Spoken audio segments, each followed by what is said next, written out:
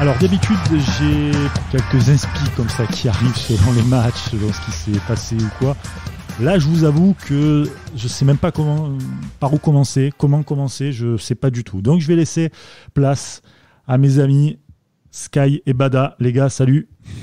Ouais, salut. T'inquiète pas, on va vite suivre. Ah, voilà. Merci d'avoir écouté le podcast. C'était cool. Allez, aussi néant que ce qu'on a vu contre Dijon. Voilà. Bien vide, le podcast. Non, plus sérieusement, écoutez, bienvenue à vous. J'espère que tout va bien malgré ce qui se passe du côté de l'OGC Nice. On est ensemble pour parler du match de Dijon. On va essayer de faire le débrief. Alors, on est à 2 jours où on a pu un peu souffler parce que je vous annonce que si on avait fait le podcast à la fin du match, je pense que les autorités d'Internet nous auraient bloqués. Ça aurait été inaudible, je pense. Ils auraient pris sévère.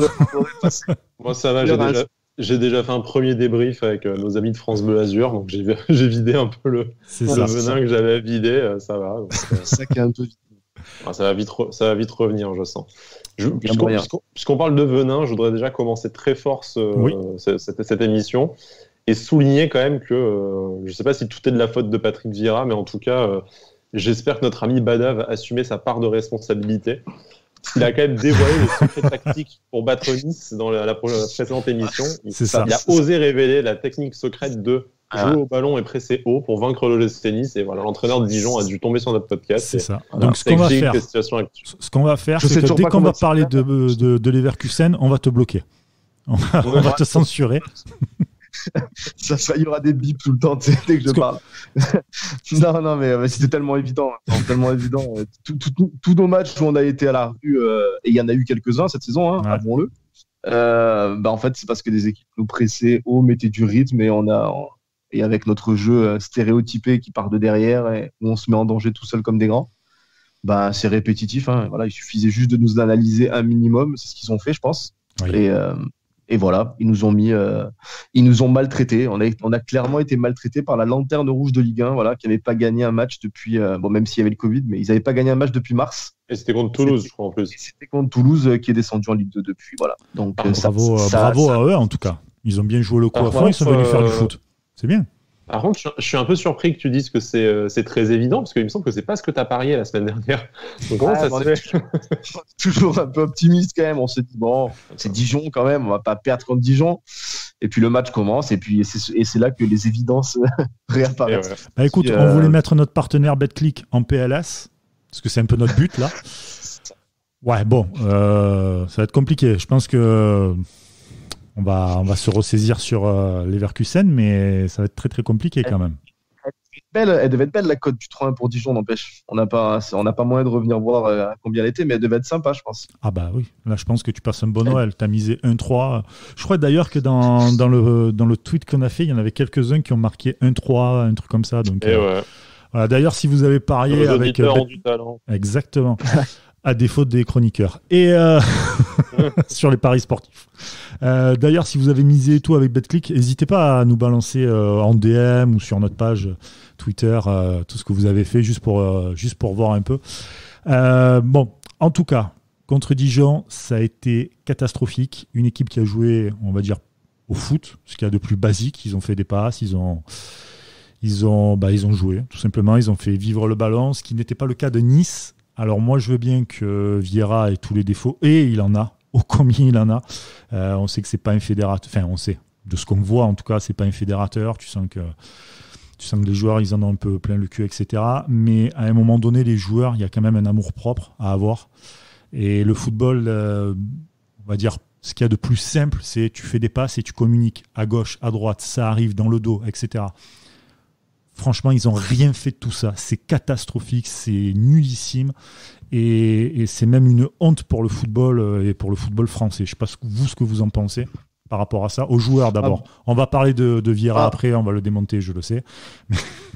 Ouais, non, mais c'est ça. On sait tout l'amour qu'on porte à Patrick Vieira. Mais clairement, tout le monde est responsable. On parle des joueurs, mais on peut parler aussi des dirigeants. Je veux dire, c'est à eux aussi de. On a lu sur Nice Matin comme quoi River à la mi-temps du match, il est descendu dans le vestiaire On a vu la réaction en deuxième mi-temps. Voilà, c'est exactement ce que j'allais dire. Superbe réaction derrière, quoi. On n'a rien vu de différent par rapport à la première mi-temps, à part qu'on a essayé un peu de mettre un pseudo-pressing.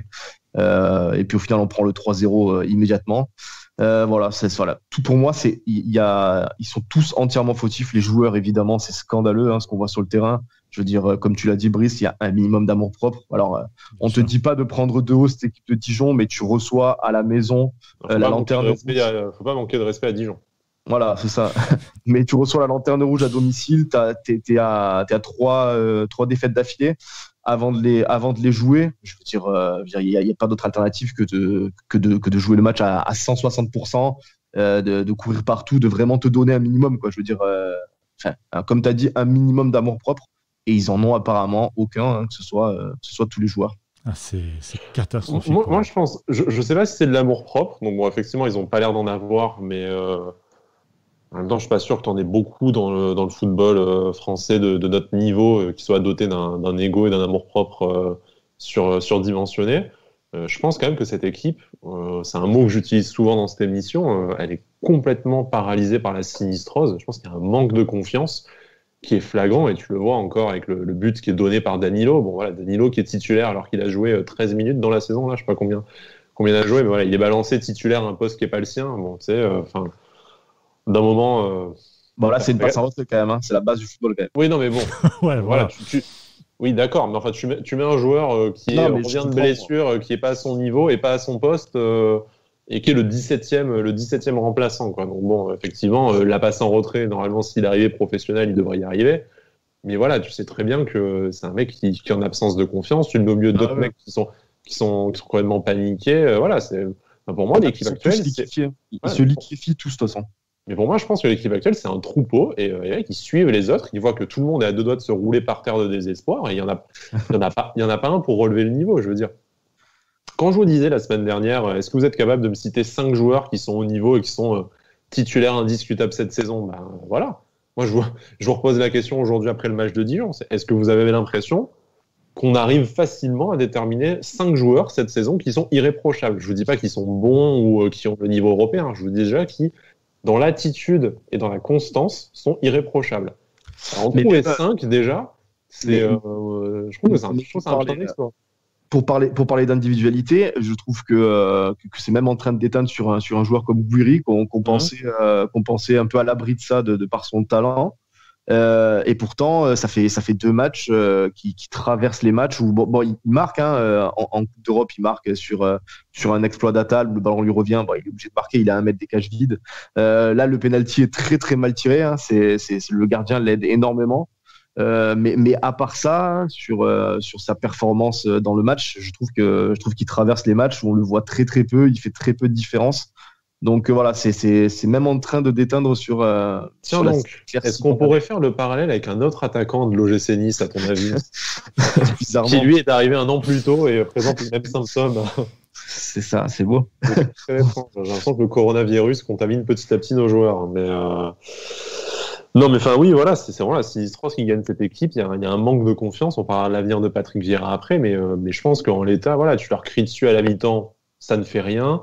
Tu mets des cadres dans l'équipe, pas assez certes, mais quand tu en mets, c'est eux qui deviennent dépressifs, ils sont contaminés par ça. Et pour moi, la solution, à part le choc psychologique, il y en a pas. Je veux dire, tu vas continuer à injecter des mecs, tu vois, et bon, on va pas recruter 6 mecs par mercato non plus, et ça va se contaminer comme ça. Donc, je pense que là, il faut un nouveau chef d'orchestre qui va un peu rétablir la confiance, peut-être leur faire des greffes d'amour-propre aussi, même si ça me semble périlleux comme opération, mais voilà, là, on arrive au point où sportivement, on voit bien qu'on descend. Alors, c'est sûr qu'il y a des satisfactions individuelles. Je veux dire, la première, évidemment, c'est l'entrée de Trouillet qu'on a enfin vue cette saison. Et bizarrement, certes, le score était déjà acquis, mais tu fais rentrer Trouillet, Ben Seguir, tu as quand même 2 jeunes qui ont l'air d'avoir envie d'être là, contrairement à tous les autres qui étaient sur la pelouse jusque-là, et qui jouent vers l'avant et qui te montrent quelque chose et qui, naturellement, font remonter le bloc. On a battu un record de ballons dans la surface aussi, preuve qu'on a quand même eu des occasions. Je crois qu'on finit à 24 tirs et 9 cadrés, quelque chose comme ça, et on marque un seul but sur penalty. Je veux dire, enfin, c'est vraiment la preuve d'un manque de confiance, de déchets techniques qui viennent de ce manque de confiance, d'un manque de prise de responsabilité chez certains aussi. Mais voilà, ils se comptent sur les doigts d'une main, les joueurs qui ont encore envie d'être là et de se bouger le cul. Et ils vont pas le rester longtemps si tu les mets pas dans un environnement plus propice. Mais l'environnement plus propice, quand tu accumules les défaites, c'est compliqué de le créer, cet environnement. Très, très compliqué. Là, tu es quand même à 4 défaites. Il faut rétablir le lien de confiance. Je pense que si tu as un staff qui n'a pas confiance un board qui n'a pas confiance en son entraîneur et des joueurs qui, quoi que dise Pierre Lesmelou, doutent un peu aussi de ce qu'on leur raconte et ne voient pas la solution dans le discours de l'entraîneur, il n'y a qu'un seul moyen pour leur redonner un peu d'espoir, c'est changer le discours. Et tu ne peux pas changer le discours en gardant le même homme. Enfin, surtout un homme qui a changé de discours 14 fois en 2 ans et demi où rien n'a fonctionné. De toute façon, je disais, pardon, je te coupe, mais de toute façon, c'est tout le temps le cas. Tu vas pas changer 11 joueurs. C'est malheureusement toujours le coach. Tu les as changés cet été. Enfin, tu les changes tous les ans, les 11 joueurs. Même si, bien sûr. Même si 3 ans qu'il n'y a eu aucune arrivée. Même si beaucoup, ils le méritent d'être changés. Moi, il y a des trucs, ça me rend fou. On pourrait dire. On pourrait faire un débat sur chacun des joueurs et on pourrait les descendre un à un. Moi, j'en ai 2-3 dans le collimateur qui me sortent. Ah oui, moi, par exemple, alors on va dire que je fais souvent une fixette parce que j'en parle souvent, que ce soit même en privé, entre nous ou quoi, mais Claude Maurice, pour moi, que fait ce mec sur le terrain? Qu'est-ce qu'il prouve la semaine en entraînement? Je veux dire, c'est pas possible, un mec comme ça, que tu as payé 14 millions. C'est d'une nullité. J'ai rarement vu ça quand même. Quand tu as Ndoye qui rentre, ça fait toute la différence. Le mec vient de D2 Suisse, ultra limité. Franchement, pour moi, Claude Maurice, c'est un Misiane 2.0, sans mentir. Il apporte rien. Il apporte absolument rien. Quand il a le ballon, il essaye des trucs, mais c'est ultra limité. Il fait pas de différence. Il est très peu dangereux. Physiquement, il y a des moments où pendant une demi-heure, tu sais même pas s'il est encore sur le terrain, le gars. Franchement, la première demi-heure du match, je suis pas sûr que tu sois au courant qu'il soit là. Hein. Ah non, mais clairement. Mais blague à part. J'ai 3 ballons sur la première demi-heure. Clairement. J'ai vu le tweet de je sais plus qui a dit au fait, vous êtes au courant que Claude Maurice est titulaire? Je me suis fait la réflexion de 2 secondes. Ah oui, merde, c'est vrai. C'est quand même. Après, c'est pas le seul. Hein. Il y a Ensoki qui, comme l'a dit ce matin, qui a été. Ils ont envoyé, on va dire, sur les notes. Ils disent clairement il est abominable, mais il continue à garder sa place de titulaire. Donc ça commence à devenir un mystère. Il faudra nous expliquer. C'est sûr qu'on n'a pas 500 millions de choix, mais on a l'impression d'avoir placardisé Danny Luch après un seul match où toute l'équipe a été horrible. Hein, donc on peut pas le pointer comme seul coupable de ce match-là. Et pourtant, voilà, Ensoki qui enchaîne les matchs horribles et les passes ratées et tout ce qui va avec, il continue lui à garder sa place. Et Danny Luch, on le voit pas. Et c'est Pellemar qui est exilé sur le côté, quoi, aussi. Parce que tu sais que Ensoki va être horrible latéral gauche comme central. Enfin, il y a plein de choses qui rentrent, voilà. Et tout à l'heure, tu l'as bien dit sur les côtés, on va dire positifs. On peut noter l'entrée de Trouillet, moi je l'ai clairement dit, il a vraiment changé l'allure du match à lui tout seul. Je veux dire, il rentre, il met de la vitesse, il essaye de. Enfin, t'as l'impression qu'il surnage à peine il rentre, il surnage, quoi. C'est le seul à courir, à prendre des ballons, à essayer de. En tout cas, dans l'intention, tu vois, après, il est pas décisif, il n'a pas fait une masterclass technique et tout, mais dans l'intention, il te remonte le bloc, il fait des passes en avant, il combine plutôt bien avec ses coéquipiers en attaque alors qu'il joue jamais avec eux, tu vois. Mais voilà, dans l'intention, dans le langage corporel et tout, c'est un truc parce qu'il est volontaire. De voir. Et que voilà, il est volontaire. Et c'est un truc au milieu de tous les autres morts vivants qu'on a. C'est sûr, ça éclabousse d'entrée les yeux de tout le monde. C'est ça. Et même Ronny Lopez, dont on dit du mal, au final, tu vois, il est rentré 20 minutes. Peut-être que physiquement, c'est ce qu'il a dans les pattes. Hein, un peu plus, une demi-heure, il a joué. C'est peut-être quelque chose qui lui correspond plus physiquement, mais t'as l'impression qu'il y a eu une connexion un peu footballistique, avec Trouillet, puis avec Ndoye, puis avec Ben Seguir, où tu t'es un peu plus trouvé. Mais voilà, il y a eu une espèce d'élan en fin de match. C'était quand même très très faible et c'est pas un début de solution. C'était quand même Dijon en face, même s'ils nous ont tapé. Mais voilà, tu vois des jeunes joueurs sur lesquels tu peux déjà beaucoup plus t'appuyer que, comme tu l'as dit, Misiane, Claude Maurice, il y en a d'autres, hein, Boudaoui qui fait encore un match infect aussi, du coup, alors que c'est un joueur qu'on adore.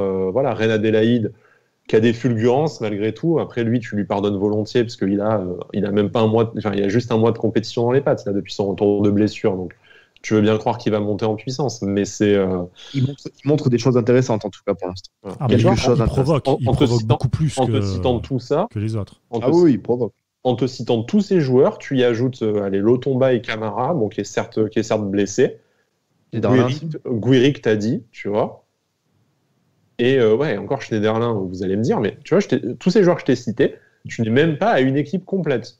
Et en étant allé chercher quand même des jeunes, Trouille et Ndoye, qui n'ont jamais de la vie leur place dans le 11 si tu fais un mercato correct et que toutes tes recrues jouent à leur niveau. Tu vois, et tu n'arrives même pas à citer 10 joueurs qui t'ont vraiment satisfait cette saison. Donc sans te parler même d'en trouver 5 qui devraient être titulaires. Tu vois, donc c'est-à-dire que même ta colonne vertébrale de l'équipe, là, qu'on s'est imaginé avec nos compositions d'avant-saison en fonction du mercato et tout, déjà, maintenant on est en décembre, mais le dernier match, t'as fini novembre où tu n'as même plus de certitude sur ta colonne vertébrale. Moi, je trouve qu'on a vraiment, en 2 mois, explosé le très peu de certitudes qu'on avait, elles ont réussi à partir. Et pour moi, c'est vraiment ça qui est catastrophique. C'est de te dire qu'on capitalisait déjà pas sur grand-chose avec 2 saisons dernières qui ont été vraiment du bricolage. Et t'as même réussi à détruire ton jouet mécano, quoi. Et c'est un peu, c'est un peu inquiétant pour la personne qui succédera à Patrick Vieira. Là, clairement, si tu dois sortir une équipe, même sans parler de 4-7 joueurs indispensables, mais juste faire un 11 type au niveau performance actuelle, je suis pas sûr sur 100 personnes, il y en a beaucoup qui est le même 11 quand même. Parce que voilà, tu vas mettre des joueurs par obligation alors que t'as pas envie, quoi, en plus. C'est ça, voilà. Là, voilà, je pense que clairement, on est arrivé à un point où si on reste avec cet état d'esprit-là, avec Vieira, avec tout ce qui entoure le club actuellement, la saison, elle est clairement foutue. On peut arrêter de regarder les matchs, je pense, parce que je sais pas où on va, mais on y va, quoi. L'Europa League, elle est déjà terminée. Et la Ligue 1, ça en prend le chemin. Donc voilà, je pense qu'il faut la Ligue 1, si tu ne redresses pas très très vite la barre d'ici la mi-saison, elle est effectivement terminée. Là, t'es 11e, donc c'est bien de se dire qu'on est pas trop loin du podium. T'as l'espèce de Boxing Day, donc tu vas accumuler beaucoup de matchs là. Attention. Donc tu commences un peu à en perdre 1 ou 2 là, encore de matchs, et que tu as les autres équipes qui elles enchaînent, tu te retrouves très très vite en deuxième partie de tableau. Tu es à 6 points du top 5 avec un match en moins. Bon, qui n'est pas gagné le match en moins, mais tu es virtuellement à 3 points du top 5, donc tu es très très loin d'être largué.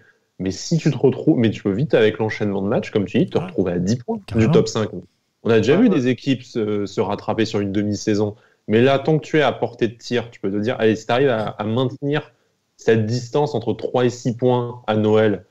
Après, le mercato, on verra. Mais si l'intérim s'assure jusqu'à Noël et que tu arrives à maintenir cette distance, ta deuxième partie de saison, elle a un intérêt malgré l'élimination en Coupe d'Europe. Mais si là, tu repères les 3 à 6 points que tu as perdus ces 3 dernières semaines, ta saison elle est terminée dès le mois de décembre.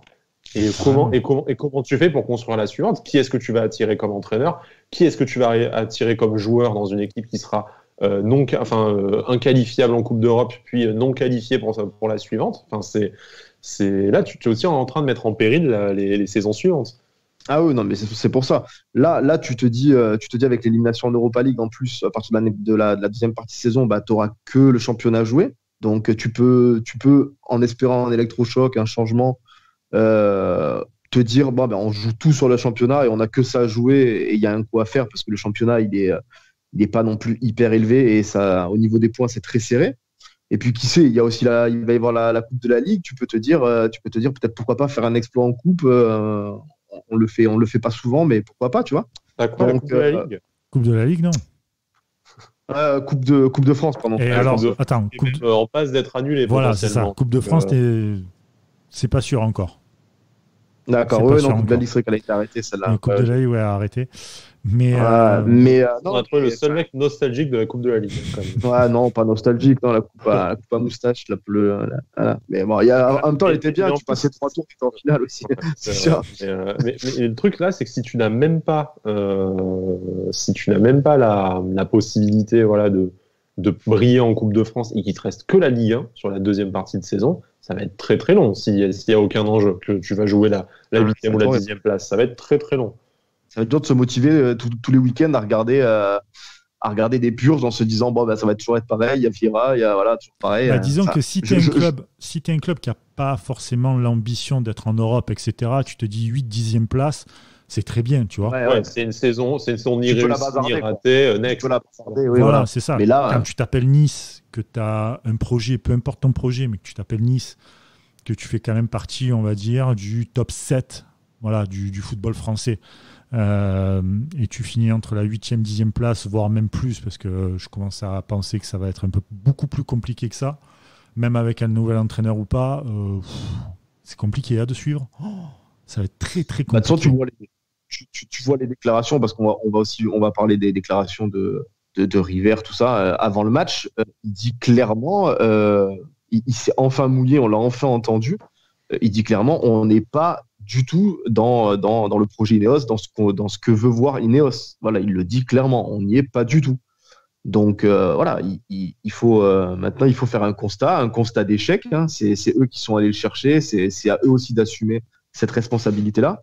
Ils peuvent, je pense, limiter la casse, que ce soit auprès des supporters et peut-être sur la fin de saison, parce que voilà, on peut clairement le dire, je pense que 90% des supporters veulent voir le départ immédiat de Vieira. C'était les résultats du sondage sur le forum, en tout cas, hein, donc c'est pas représentatif de tous les supporters peut-être, mais voilà. Mais vu ce qu'on lit à droite à gauche, que ce soit sur tous les réseaux sociaux, l'ambiance, c'est plus ou moins ça.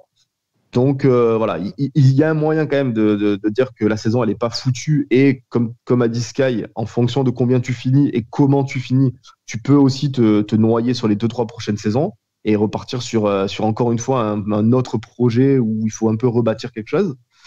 Donc tu peux peut-être te sauver ces 6 derniers mois, mais il va falloir prendre des décisions et les prendre rapidement. Là, je pense que le coup près, ça sera, pour Vieira, ça sera Reims. Parce que Leverkusen, tu sais que tu vas perdre, c'est fini, tu t'en fous. Je sais même pas pourquoi tu vas le jouer d'ailleurs un match limite. Alors d'après, non mais t'as raison. Hein. Alors après, d'après les informations qu'on a eues aujourd'hui et hier dans l'équipe et dans Nice Matin, et les échos qu'on a un peu pu avoir en off, qui sont extrêmement similaires. C'est vrai que là, la discussion autour d'un départ de Patrick Vieira, déjà, elle s'est engagée, ce qui avait été un non-sujet de discussion, en tout cas, ces dernières semaines et ces derniers mois, avec le refus de Julien Fournier, notamment, d'engager cette procédure, éventuellement. Mais là, c'est un sujet, donc bon, à voir comment ça va se terminer, la discussion. Ça à voir en fonction des options qu'il y a, enfin des alternatives, ça on pourra peut-être en parler après. Ouais. Mais oui, là effectivement, il y a 2 matchs qui jouent l'avenir vraiment de Patrick Vieira. Il y a Leverkusen qui est un match sans enjeu, mais si tu te fais fesser 7-0 à la maison, c'est sans enjeu pour nous, hein. C'est sans enjeu pour nous. Oui, non, mais bien sûr. Mais voilà, sans enjeu pour nous. Je veux dire, si tu perds 2-1 face à Leverkusen, c'est pas dramatique. Je pense qu'on signe même tous là pour une défaite 2-1, tu vois. Mais c'est surtout Reims après, où effectivement si tu remets pas face à une deuxième équipe très mal classée, parce que Reims c'est 17e, tu vois, si tu remets pas, si tu te refais fesser à Reims, je pense que là l'aventure elle s'arrête.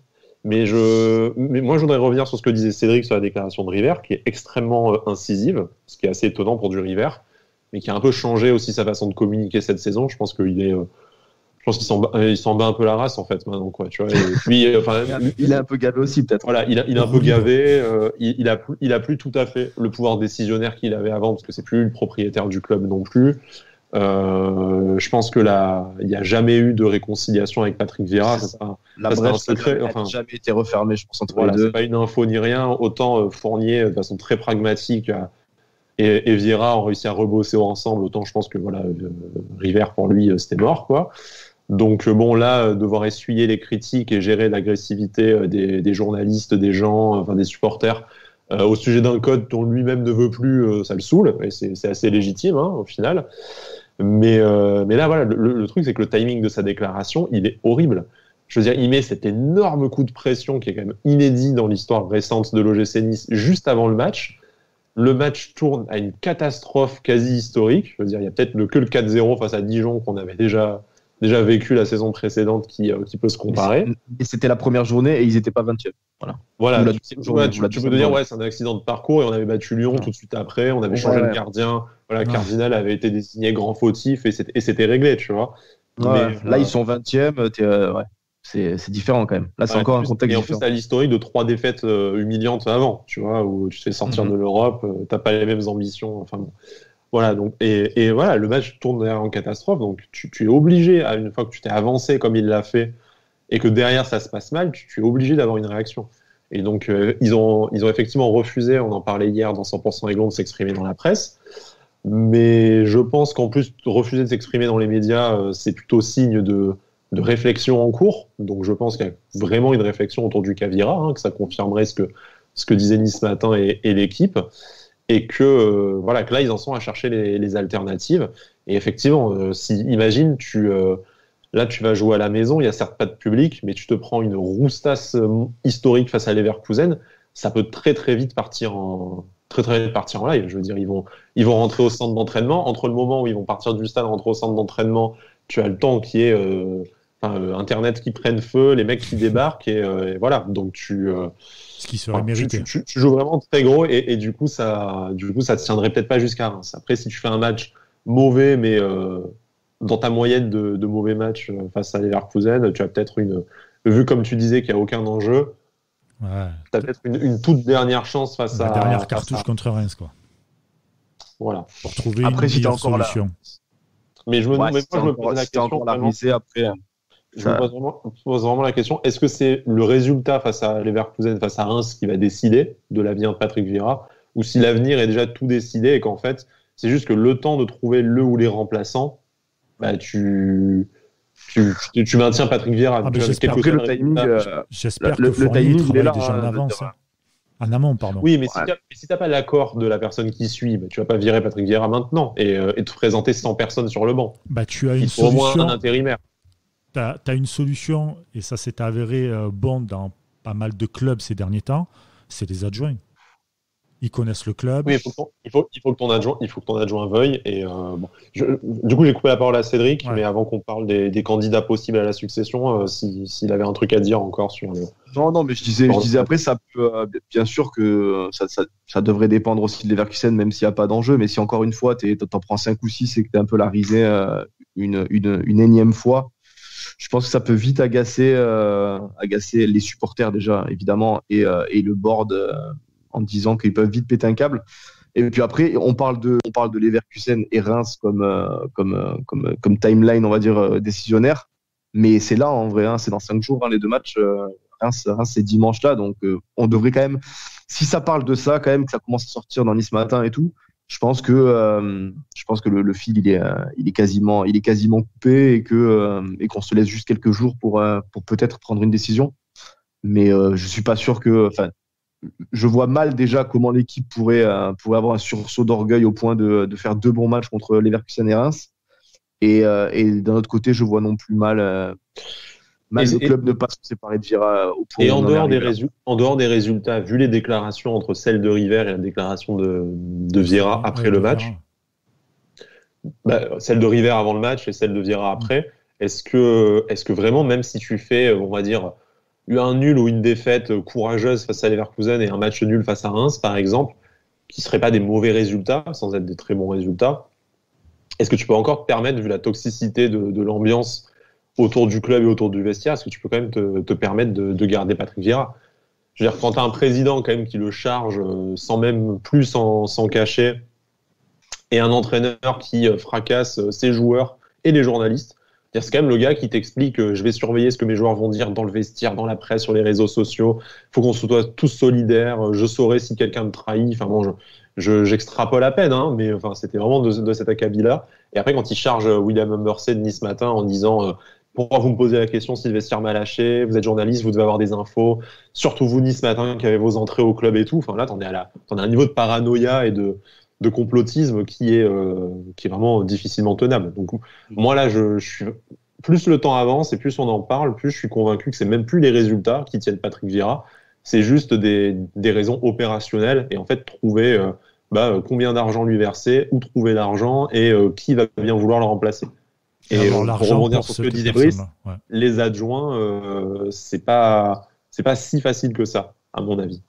C'est pas si facile, mais c'est une solution qui reste néanmoins la plus plausible. Je te dis que c'est pas si facile, voilà. Connaissant les adjoints à Nice, qui seraient volontaires pour accepter, pour prendre la place. Après, oui, c'est souvent la meilleure solution à court terme, et je pense que nous, ça nous tiendrait au moins jusqu'à la trêve hivernale de dépêcher des adjoints sur le banc, et en fonction de comment ça tourne, peut-être même la fin de saison. Mais après, je suis pas dans leur tête, je suis pas leur ami, aux adjoints de Patrick Vieira et aux divers entraîneurs de réserve et de jeunes au club.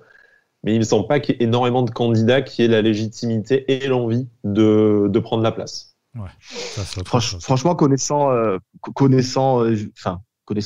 le restant des supporters, un peu le tempérament de Djoria et Urcea, si on parle des deux, mais ils connaissent, ils savent très bien où en est le club aujourd'hui. Ça fait des années qu'ils sont là. Urcea, il est revenu il y a très peu de temps, mais il était déjà là sous Favre.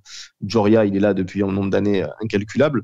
Honnêtement, il serait suicidaire quand même d'accepter la mission. Pour moi, voilà. Et après, je suis même pas sûr que ce soit la meilleure des solutions. Voilà, je pense qu'il y a quand même Pourquoi Putain, franchement, t'as vu dans quoi ils s'aventurent là quand même. Tu vois les joueurs. Je veux dire, ils voient les joueurs en temps normal tous les jours. Je veux dire, c'est quand même des adjoints. Ils sont pas là fictivement. S'ils devaient motiver les joueurs, ils pourraient très bien les motiver actuellement, qu'il y ait Vieira ou pas en fait. Est-ce qu'ils y arriveront mieux à les motiver sans Vieira? Tu penses? Ouais, peut-être. Après, des fois, ils ont pas le pouvoir décisionnaire, tu vois. Dans le vestiaire, il ouvre pas trop parce que tu sais pas si Patrick Vieira il laisse non plus beaucoup de place à ses adjoints. Urcea en plus n'est même plus adjoint comme il était de Favre.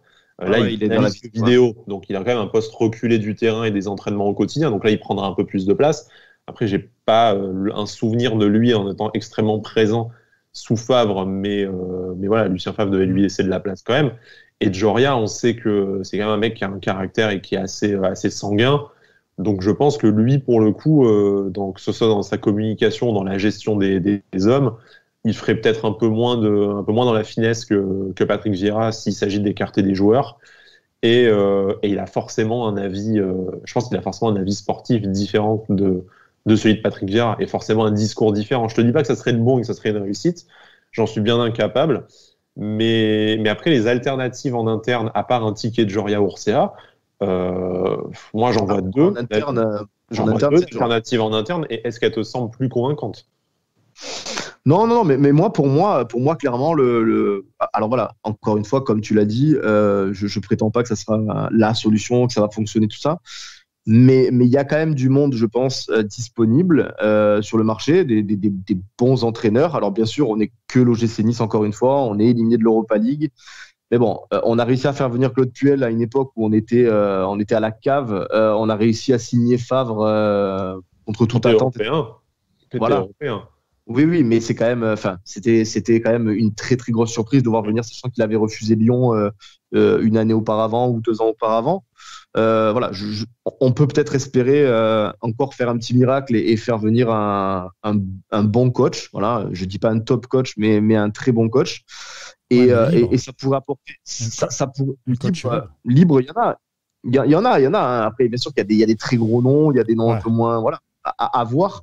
Mais moi, où là je veux en venir, c'est que je pense qu'il faut vraiment un renouveau, je pense, au niveau des joueurs. On est arrivé à un point de dépression où les joueurs comme je le disais, se liquéfient. Donc je pense que je suis pas sûr que le ticket interne change beaucoup de choses à la sinistrose ambiante. Non mais je pense qu'il faut soyons vraiment pragmatiques. Je veux dire, là, tu décides demain, mercredi 2 décembre, hop, fin de contrat de Patrick Vieira, c'est décidé. Il faut promouvoir quelqu'un sur le banc à sa place pour le match contre Leverkusen ou contre Reims si tu prends ta décision vendredi. Ah non, mais quand je dis qu'il faudrait quelqu'un d'autre hors interne, pour moi, c'est genre au mercato. Tu peux très bien aller jusqu'à la trêve avec Djoria Urcea. Mais moi, je te dis Djoria Urcea, là, si le changement s'opère cette semaine. Après, oui, tu vas jusqu'à la trêve et ça t'aide déjà de voir, tu peux initier des contacts avec un autre coach. Faire plusieurs rendez-vous, négocier, voir le plan d'attaque, voilà, etc. Un autre coach qui arriverait dans la semaine, c'est impossible. Il faut vraiment un mec à la cave avec qui les négociations elles durent 2 heures. Parce que le type lui dit ton contrat c'est ça et il te dit oui, mais est-ce que tu as vraiment envie de d'un coach comme ça. Ça sera pas bon signe. Non, mais là, on est d'accord que pour finir jusqu'à la trêve, tu peux très bien t'engager avec quelqu'un en interne pour t'assurer l'intérim. C'est Manu Pires aussi qui a déjà eu un banc pro qui pourrait éventuellement assurer l'intérim. C'est peut-être trop tendre pour les Digard, Faé, Varro, Vaïruac, tu as aujourd'hui que tu juste de ramener en plus. Bon, Faé un peu plus de bouteilles, mais c'est quand même très tendre. Il n'est même pas au niveau de la réserve encore, tu vois. Mais oui, un Manu Pires ou un Joria, voilà, un tandem ou un triumvirat de mecs près du groupe pro. Moi, ça me semble être en fait ni la meilleure ni la pire, comme dirait Patrick Vieira, des solutions. Mais ça me semble être la seule solution à très court terme. Voilà. Après, oui, je n'irai pas forcément jusqu'à la fin de la saison avec. Après, à voir comment la mayonnaise prend. Hein, c'est toujours le même problème. Il y a des adjoints au final qui se sont révélés et qui se sont installés. Tu as Di Matteo qui gagne la Ligue des Champions avec Chelsea, tu as Solskjaer à Manchester United. Enfin, t'en as plein, hein, tu vois, au final, qui ont pris leur galon comme ça. Tu vas à Lyon, tu as Genesio. Hein. Tu vas pas plus loin. Hein. Oui, après, il récupère pas en cours de saison. Mais c'est ça que c'est différent. Adjoint, voilà. Oui, bien sûr. Non, mais voilà, mais après c'est important aussi, peut-être. C'est encore le meilleur exemple. Mais je pense que c'est important de prendre quelqu'un, peut-être, en janvier pour un peu. C'est aussi pour déjà, il faudra penser à l'après, à la saison prochaine.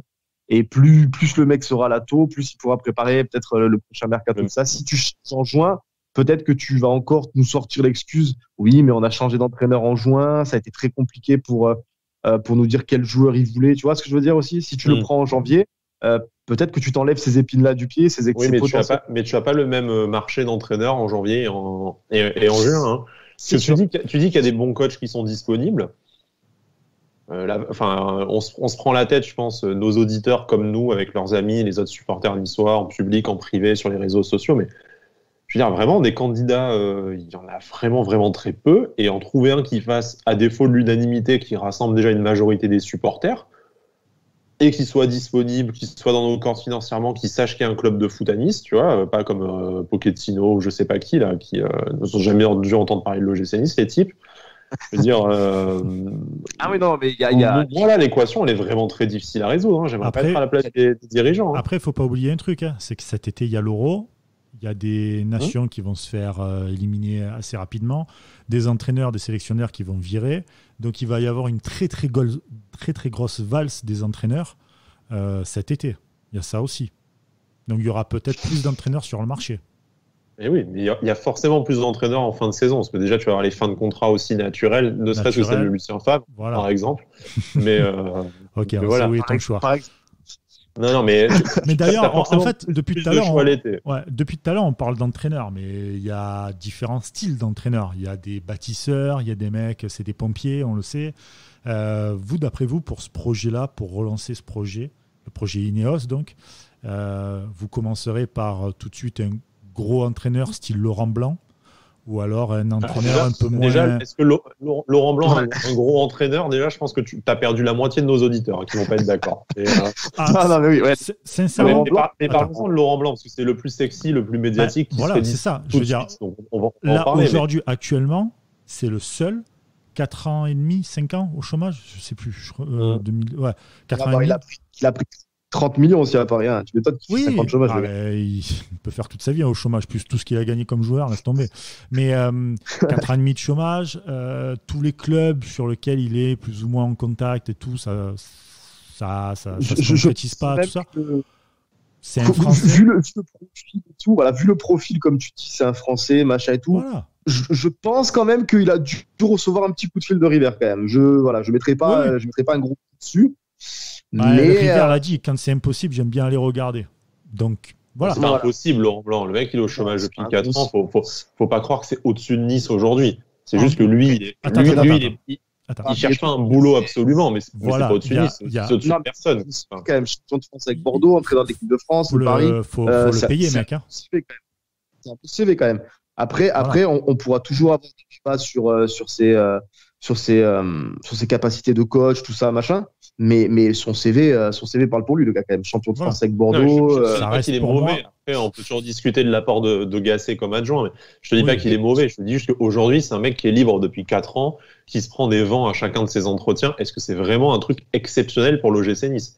Je te dis pas que ça serait bien ou pas bien, mais faut pas se raconter que ce soit exceptionnel. D'où ma question de début. Qu'est-ce que vous prenez? Plutôt un bâtisseur, un entraîneur jeune qui aime bâtir, et après vous sautez l'autre étape, c'est-à-dire que maintenant on fait un truc bien européen, etc. Tu vois, il faut avoir une vision. Je pense que Nice n'avait pas la bonne vision. Il faut pas un entraîneur inexpérimenté déjà. Ton équipe, elle est déjà trop, j'ai envie de dire, inexpérimentée. Il te faut clairement un coach qui arrive, qui pose ses couilles sur la table et qui dit voilà, tu vois ce que je veux dire, on va aller là, il va falloir m'écouter, je vais vous faire bien jouer. Voilà, pas non plus un pompier, il faut pas prendre un Pascal Ducras non plus, tu vois ce que je veux dire. Un mec qui est capable qui a du passé en faisant jouer ses équipes, mais qui à côté de ça sait se faire respecter. Voilà, il va falloir un mec qui leur dise clairement voilà, vous allez m'écouter, on va faire ci, ça, et on va bien jouer au ballon. Voilà, clairement. C'est marrant, Brice. Tu dis il faut d'abord un bâtisseur et après un entraîneur de niveau européen. C'est exactement ce qu'a fait l'OGC Nice avec Claude Puel et Lucien Favre. Voilà. Mais oui, c'est l'étape d'après où ça a chié. Donc, moi, je dis reprenons du début le cycle qu'on a interrompu. Aujourd'hui, en plus, on semble être parti sur un projet extrêmement jeune, peut-être encore plus jeune qu'à l'époque, avec encore moins de cadres, ce qui est la responsabilité des dirigeants, parce qu'on a dit qu'ils sont tous responsables. Là, en l'occurrence, c'est un manque flagrant de cadres et de relais dans le vestiaire qui nous plombe aussi cette saison. On est parti sur un projet très jeune, et dans ce cas-là, il te faut un entraîneur qui est soit très expérimenté, soit plus jeune, mais avec cette fibre et cette vocation de construire quelque chose et de bâtir avec des jeunes joueurs. Et je pense que Patrick Vieira, il peut se la raconter qu'il est au centre de formation de City, qu'il a envie, que c'est le nouveau Pep Guardiola, qu'il a envie de faire de Nice la Masia ou je sais pas quelle autre connerie il a pu nous raconter. Mais voilà, ça passe pas avec les jeunes, ça passe pas. C'est un constat d'échec. C'est dommage. Jean-Pierre River et Julien Fournier ont très très bien réussi leur précédent choix d'entraîneur. Là, c'est raté. Bon, faudra pas se louper sur le prochain. Et puis c'est tout. Voilà, ça arrive. Mais Cédric disait tout à l'heure, il faut quand même que la décision soit prise rapidement. Et c'est ce que je disais la semaine dernière, pour que le crédit quasi limité de ces mecs ne soit pas non plus complètement entamé. Je veux dire, là, ok, ils ont le droit de se tromper. En plus, tromper limité. Tu vois, on a quand même été qualifié en Coupe d'Europe. Ils n'ont pas flingué le club en choisissant un mauvais entraîneur non plus. On a perdu du temps. Mais c'est pas grave, on peut en regagner si le choix suivant est le bon. Et voilà, là, je pense qu'il faut trouver l'entraîneur idoine. Laurent Blanc, pour toutes les raisons qu'on a évoquées, oui, mais non, mais peut-être. Après, des autres candidats sur le disponible, là, tu en as pas 150. Moi, c'est pour ça que, à moins que ça tombe là comme ça, qu'il y a un entraîneur qui se fasse virer et que ce soit pile poil dans le projet. Je sais pas, prenons l'exemple, t'as Julien Stéphan qui se fait virer si Rennes perd face à Krasnodar, tu vois, parce que j'en parlais avec des collègues rennais, ils commencent à être moyennement en odeur de sainteté du côté de Rennes, même si ça m'étonnerait quand même beaucoup que le type se fasse renvoyer vu ce qu'il a fait de Rennes. Mais voilà, t'as un Julien Stéphan ou un mec comme ça qui débarque et qui est libre sur le marché, passe un coup de fil, tu vois, et en plus c'est un mec qui a l'habitude de travailler avec des jeunes, tout ça. Tu as Peter Bosz qui se fait virer de Leverkusen parce qu'il se qualifie pas en Europa League, parce qu'ils ont perdu contre Nice. Tu vois, appelle-le aussi, mais là, tu as un degré d'improbabilité qui fait que, à part la solution interne, à court terme, je vois que faudrait que quelqu'un soit envoyé du ciel. Quoi, pour que, de toute façon, c'est à cause de ces conditions-là, sûrement, que Vieira n'a pas sauté peut-être plus tôt ou dès l'été dernier, peut-être. Voilà. Il y a, comme tu as dit, il y a beaucoup de si et d'interrogations, savoir comment on va finir la saison.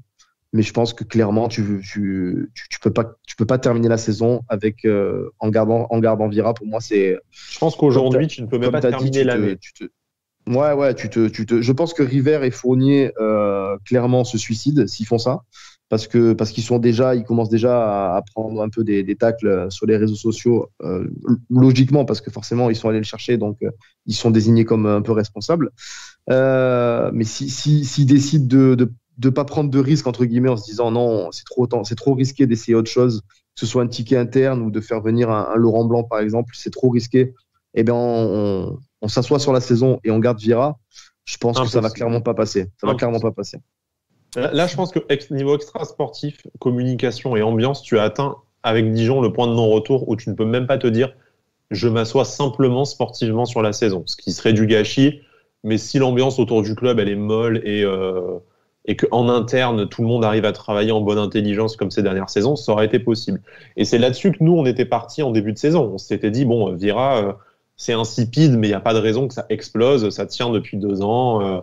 On va vivoter entre la 8e et la 5e place en faisant des coups selon avec le mercato qu'on a fait. On devrait réussir à faire une saison correcte parce qu'on a un bon effectif. Mais tu vois, même malgré ça, en 2 mois, c'est parti en couille. Donc tu peux pas attendre encore 6 mois comme ça. Moi, je vois pas qui va éteindre l'incendie en interne là à Nice. Et la seule raison pour laquelle le mec serait peut-être encore quelques matchs sur le banc, c'est que il y a une série de matchs avec un rythme dingue jusqu'à Noël et que c'est assez délicat d'introniser quelqu'un en milieu. Donc moi, je pense que le ticket interne, l'avantage, c'est que si Vira saute, t'as déjà des mecs qui connaissent le groupe qui vont pouvoir assurer les entraînements et faire les compositions d'équipe jusqu'à Noël. Et peut-être qu'à Noël, profitant de la trêve et du mercato, tu fais venir un mec, tu lui offres 2 joueurs dont il a envie et tu repars sur un nouveau cycle. Certes en cours de saison, mais le gars va peut-être pouvoir mettre son empreinte sur l'équipe. Mais voilà. Moi, je pense qu'on est vraiment limité par le nombre d'options aujourd'hui et que on pensait avoir le temps devant nous, on l'a plus à cause de tous les événements de ces dernières semaines. T'as cramé toutes tes cartes. Et du coup, quand t'as plus le temps, en fait, t'as plus le choix en général. Ah là, t'as cramé autre que le paquet là, Brice. On a fait un feu de joie là. C'est clair. C'est pas très très joli à voir, mais bon, bref. On va enchaîner les amis avec les paris sportifs. Les paris sportifs avec nos amis de BetClick. On prend les cotes sur BetClick. Sur le 1N2, c'est la première fois dans l'histoire d'Avantinissa qu'on est tous d'accord. Et tous d'accord contre Nice en plus. Contre Nice en plus. Incroyable. D'accord sur Nice, on a dû l'être quand même. Mais contre Nice, non, jamais. Voilà. Ouais, non. Donc 1,60 pour la victoire de Leverkusen. Obligé. Les types, ils jouent leur qualif en plus. Tu vois, c'est pas comme si c'était ça. Et ils jouent surtout la première place. Et voilà, on sait ils sont 9 points avec le Slavia Prague. Slavia Prague qui les a battus, c'est sans plus. Donc à la confrontation directe, ils sont devant Prague. C'est ça. Si je dis pas de bêtises. Donc, et donc, ils sont absolument besoin de nous battre. Quoi. Ils ont absolument besoin de battre Nice. Ils ont besoin absolument de corriger un peu, on va dire, le goal average aussi. On ne sait jamais. Tu vois. Donc, ils ont que plus 8. Tu vois, mais... Ouais, mais bon. Toujours bien de. Non, mais je te dis ça parce que je suis en train de préparer ma cote à plus de 3. C'est pour ça. Derrière, cote des buteurs. Bon, là, on n'est pas du tout d'accord, mais c'est pas grave, c'est normal. Gouiri pour toi, Cédric. La petite spéciale Gouiri. Ça coïncidera avec mon fun bet après, mais je ne vois pas Fanny, on va dire. À l'aller, on a pris une valise, mais on a marqué 2 buts. Donc, je nous vois marquer un petit but histoire de sauver un peu le semblant d'honneur qui nous reste. Et qui d'autre que Gouiri pour marquer voilà. Donc, forcément, Gouiri côté à 3,73, encore une fois, très belle cote. Ouais, donc, très belle cote pour Gouiri. Et toi, Sky, c'est Léon Bellé, 2,55 la cote. Qui marque à tous les matchs là avec Leverkusen. Donc, il n'y a pas de raison, à moins qu'il ne joue pas, de ne pas se faire plaisir. T'as raison. T'as bien raison là-dessus. Moi, je vois Alario, qui est aussi le buteur de Leverkusen, côté A2. Comment ? Qui a marqué à l'aller aussi, d'ailleurs. Ouais, qui a marqué à l'aller aussi. Exactement. Et alors là, pour les... Là, c'est la débandade. Là, on a fait concours de Scott, quand même. Ouais, concours. Alors, moi, à la base, j'ai dit, les gars, vous allez voir, en début de saison, avant qu'on soit avec BetClick, etc. et tout, j'étais là, on va faire les cotes à plus de 3, c'est bien et tout, on peut proposer ça. Bon, là, carrément, le 3, on le fait exploser, on est tous à plus 10. Il n'y a pas un fun bet en dessous de 10, c'est ça. On n'a toujours pas fait rejoindre notre ami bordelais qui est avec sa cote à je sais plus combien, là, 85, un truc comme ça. Donc, si Kevin de BetClick nous écoute, on va te mettre en PLS. Si ça passe, on vous met en PLS, les gars. La Team Skippy, on accueille d'ailleurs Sky dans la Team Skippy. Ouais, merci. Je me sentais seul. Sky voit score exact 1-3, cote à 10. Moi, je vois le 1-4. Non, c'est Bada. C'est Bada, pardon. Excuse-moi. C'est Bada. 1-3 côté à 10. Moi, je vois le 1-4 côté à 19. Voilà. Voilà. Écoute. Tout simplement, ouais, écoute, c'est pas mal. Ça fera les étrennes, quoi. Et, et toi, Sky, tu vois 0,4, 0,5 ou 0,6 côté à 13. Le multiscore côté à 13. Ouais, 13 oh là là. Toi aussi, tu respectes pas aussi. Là, tu respectes pas l'Europa League. En même temps, on s'est pris 3-1 face à Dijon, quoi. Donc, comment te dire. Ouais, tu respectes pas. Non, mais 3-1, 4-1, c'est vrai que c'est plausible aussi, quand même. Il y a des belles cotes, mais je n'avais pas à choisir combien de buts on allait se prendre, en fait. Donc, je vous rappelle quand même qu'on s'en est pris 6 à l'aller et qu'il y avait Dante. Oui. Aussi. Voilà. C'est vrai. Je vais changer mon pari. On va mettre un 6-1. Enfin, un 6, pardon. Bon, les gars, en tout cas, voilà. Fun bet, en tout cas, 3 beaux fun bets. Ouais, 3 fun bets. Vous aussi, si vous allez parier avec votre compte BetClick et avec le code Avantinissa, vous n'hésitez pas, vous nous balancez, vous pouvez partager quand vous faites le pari sportif. Vous pouvez partager, vous nous l'envoyez soit en DM, je vais y arriver, soit en DM, soit directement sur le compte Twitter Avantinissa. Et puis voilà, on regardera un peu comment qui arrive à bien pronostiquer ce match qui va ne servir à rien, j'ai envie de dire, ce match-là, malheureusement, pour Nice. C'est compliqué de le dire quand même. Si seulement on avait mis la priorité sur le match de Dijon cette semaine, mais... ouais, voilà, tu mets la priorité, tu te dis, bon, allez, pourquoi pas, tu vois. Mais là, c'est horrible. Même pas. Putain, je te jure. Bref, écoutez, en tout cas, on se donnera rendez-vous, nous, jeudi, pour le débrief. Vendredi, excusez-moi, c'est le match jeudi contre Leverkusen. Vendredi, on se fait le débrief. Et puis après. Et le débrief chez nos collègues d'AS Foot jeudi aussi. Ouais. Parce qu'il y a des masochistes qui se font 2 fois le débrief des défaites de l'OGC. Oui, carrément. C'est incroyable. Si vous voulez, vous voyez, en ce moment, on est en train de. Je suis même pas payé pour ça, quoi, en plus. Vraiment, le débile de. Putain, c'est. Jusqu'au bout, quoi. Écoute, c'est le plaisir, le plaisir de se faire mal. C'est le plaisir. Les SM, voilà, ça se respecte. Franchement, ça se respecte. Ouais. Comme maintenant tu m'as adressé ton gif préféré que tu partageras à notre communauté. Si tu me donnes le droit de le poster, oui, je vais le poster. Crois-moi. Fais-toi plaisir, tu sais que j'aime me faire mal. On n'est plus à ça près. La commune n'est pas prête. Comme la saison qu'on est en train de vivre, je pense que personne n'était prêt pour ça. Les amis, merci beaucoup. En tout cas, merci de nous avoir écoutés.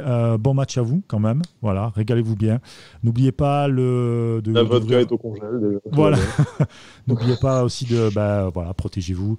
Restez en bonne santé, les amis. Et nous, on se dit rendez-vous très vite. Ciao, ciao. Ciao.